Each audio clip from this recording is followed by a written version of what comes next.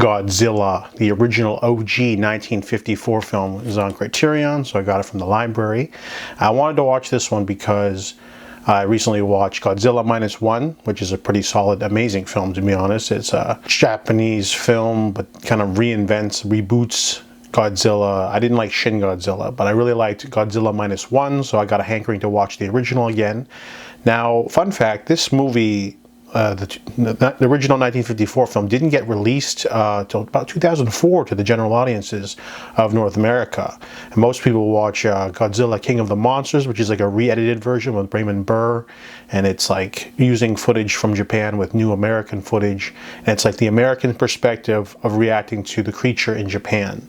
So I think I bought the original Godzilla first release. It was like $30 at the specialty shop in a Toronto mall 20 years ago, and I watched it, didn't think it was that great, to be honest, but you know, it's been 2 decades, and my film tastes have evolved a little bit. So now, rewatching the original 1954 Godzilla, I have to say that it is iconic. You know, the movie does look really dated. It's basically a man in a suit crushing miniatures for a lot of the movie, but the iconic scream of Godzilla is, you know, when you ask someone who Godzilla is, they know who Godzilla is. It hits the cultural landmark. It's very, very wide. Godzilla is about as, you know, recognizable as Superman. And there's also the iconic look of Godzilla: short, stubby arms, big legs, big tail, atomic breath. And then, of course, there's also the musical score, which they reused in Godzilla Minus One. So I can respect the original OG film for inspiring, but the original was probably one of the better films because it has the parable of nuclear weapons. It had a point.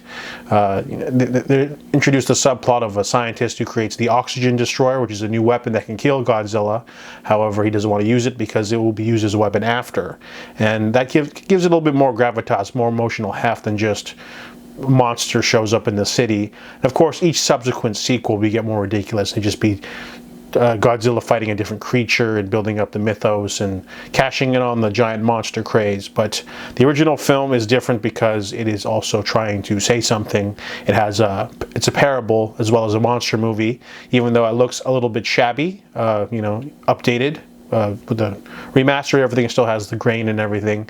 It's still a film that I can respect, even though it's not perfect. So I give the original Godzilla a 6.5 out of 10.